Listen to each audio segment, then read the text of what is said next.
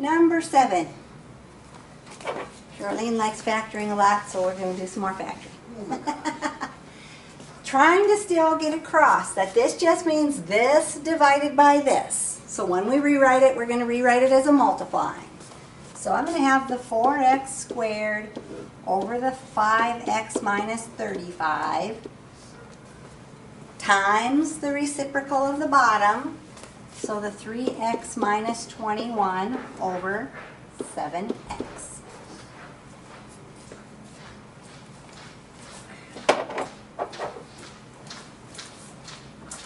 Now on these first ones, we're just going to have greatest common factors that we can take out. Here, there's only one term. We're just leaving those ones all alone, and we're just going to factor these two things. So on the bottom of my first fraction, both of those are divisible by 5, right? So I'm going to make that 5 times x minus 35 divided by 5, 7. And then up here, both of these are divisible by 3, right? 3 goes into, Oh, yeah. So 3 is going to be in front, and I'm going to have x minus 7 again, right?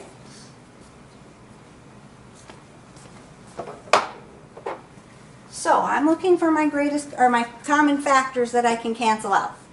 Obviously the x minus 7, right? So the x minus 7, the x minus 7.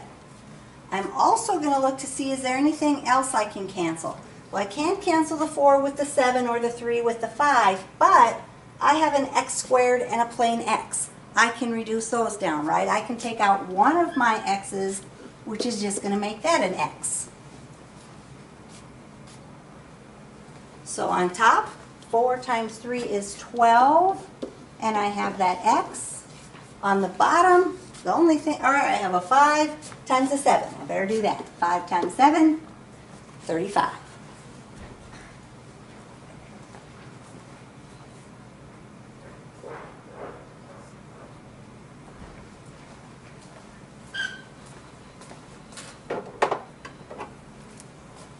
So number 8, I'm going to do that one. I'm going to leave the first fraction, 5x plus 25 over x. I got to multiply by the reciprocal of the bottom. So x to the 4th over 10x plus 20.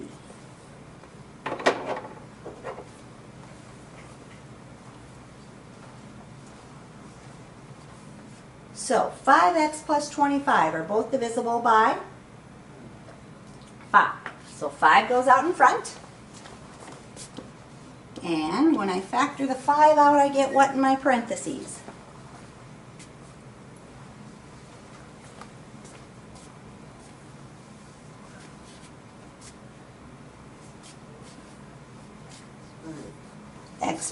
X plus 5, right?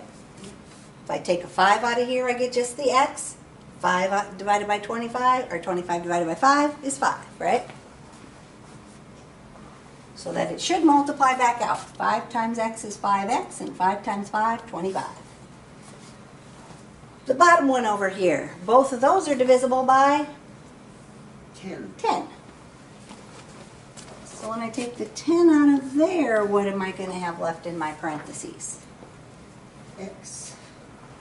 Oh, 10x. Nope, you were right first time, just an x, because I took the 10 out. Plus 2. Plus 2, exactly. So now I'm looking for things I can cancel. This time I can't cancel the x plus 5 with the x plus 2. They're not the same, right? But I've got a 5 and a 10 out in front. I can reduce those down. 1 and 2. And I have a plain x and an x to the 4th. If I take out one of my x's, that's now going to be x to the 3rd, right? So on top, just because it looks nice, I'm going to put the x to the 3rd in front and the x plus 5 behind it. If you write it in other order, it's okay. It just looks funny. On the bottom, I have a 2 and the x plus 2. And that's going to be my answer.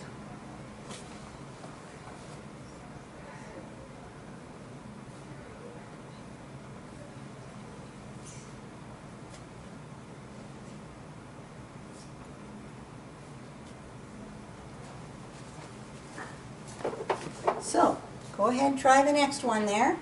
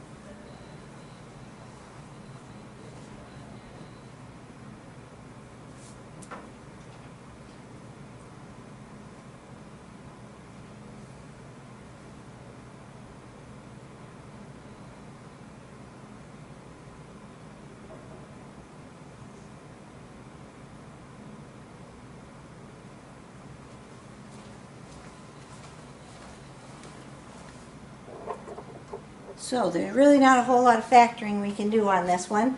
The only place we can factor is down here in the bottom of the first fraction. My greatest common factor of 3 and 21 is 3, right? So that 3 is going to go out in front. 3x divided by 3 is just a plain x.